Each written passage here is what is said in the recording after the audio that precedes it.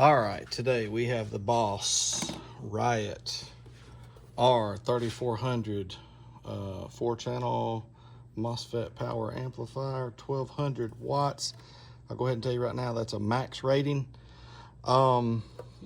So there's some cool features about this amp. This is the largest 4-channel amp that they make in this series. It's one of the largest amps that they do make in this series, period. I did notice in the manual, well, let's just take a look around here. So here's the amps that's in the Riot series. In the mono blocks, there's an 1100. By the way, this is that one that's the #1 selling amp on Amazon. Of all the amps on Amazon, this is the #1 amp on there. It's like over 11,000 ratings. The 1600 and the 2000. Then in the 2 channels, there's the 302, and how this works for them is that's a 300 times 2 is what they're calling it. 400 times 2, 600 times 2. And then the 4-channel, the 250 times 4, and the 300 times 4. That's what this amp is the 304. So on the very last page is the specifications. So here's the 300 by 4. Can you see that? It's rated max power only at 2 ohms, 300 by 4, 600 by 2 bridged at 4 ohms. There's no RMS ratings. It's 230 amp fuses. One thing I'll go ahead and point out while we're looking at this, the high pass crossover is fixed at 80 hertz. We'll take a look at that in a minute. The low pass is adjustable, and then there's a full range, but the high pass is fixed at 80 hertz. All right, one thing that's neat about this amp to me, I got my fingerprints all over it, but it's a full range Class AB amp. So it'll play highs, lows, it'll play it all, and it's a 4-channel that's bridgeable. And channels 1 and 2 are bridgeable, and channels 3 and 4 are bridgeable. And one thing that I think is pretty neat is that channels 3 and 4 can be operated with a bass knob. Pretty cool. So this is just all plastic. There's no lights on it at all. I will say this, the potentiometer is smooth. It doesn't have clicks, or it's not greedy or hard to turn. It's just nice and smooth, but not too smooth where it might move on its own. So anyhow, but it is all plastic.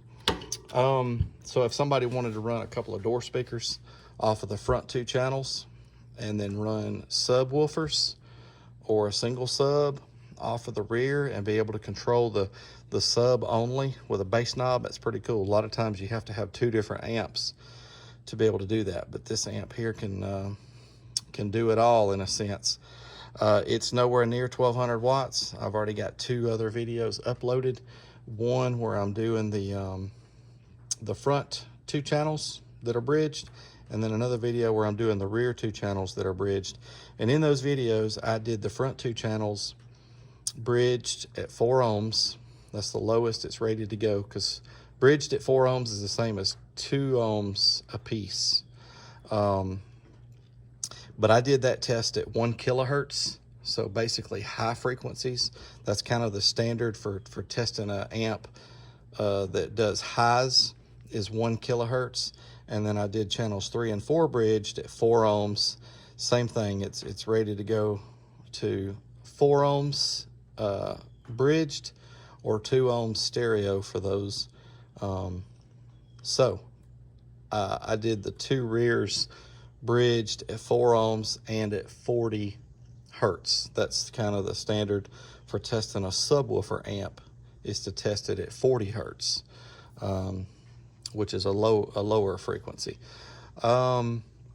Anyhow, it did do a little better than I thought it was going to do, which I was pleased to see that. But of course, it's nowhere near 1200 watts. That's a max rating. But But let's see what all's on the amp. So on this side, we've got, they're nicely labeled. Channel 1, channel 2, channel 3, channel 4, and it shows you here. Easy to read how to bridge it.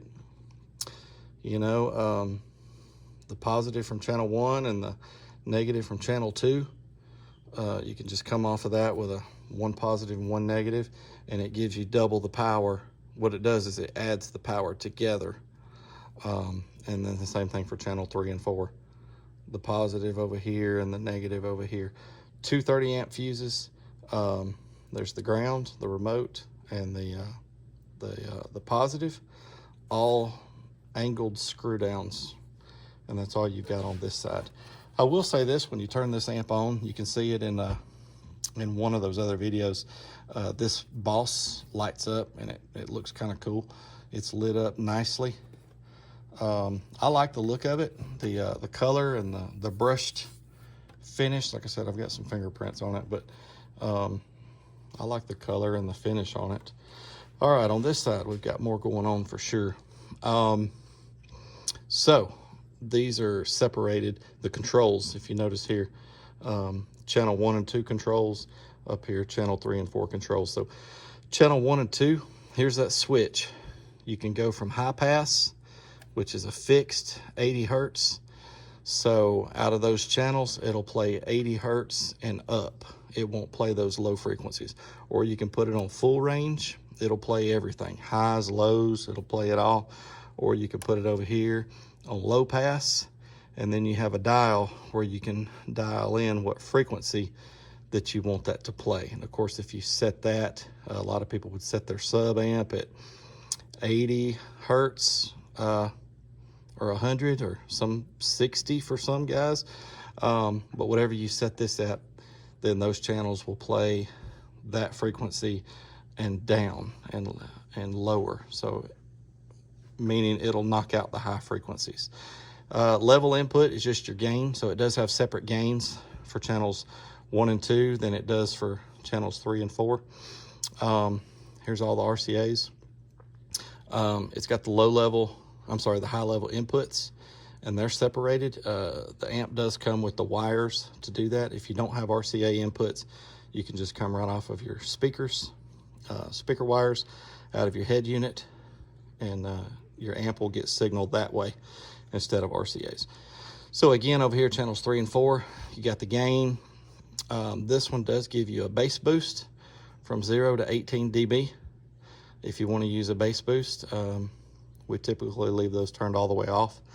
And then your low pass, just like over there, you can set that low pass and it'll play from that and down, because you have another switch that lets you select between high pass at a fixed 80 hertz, a full range that'll play it all, and then a low pass to play the lows only.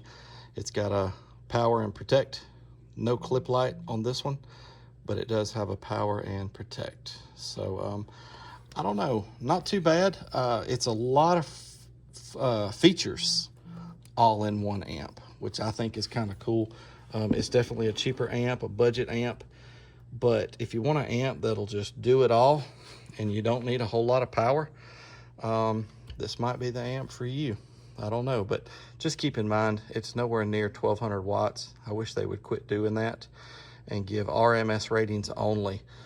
There's no RMS ratings at all in the owner's manual. It's only got that those max ratings. Anyhow, check out the other 2 channels to see what this amp does. I've got 2 amp dyno channels that actually show the output of this amplifier. So anyhow, thanks for watching.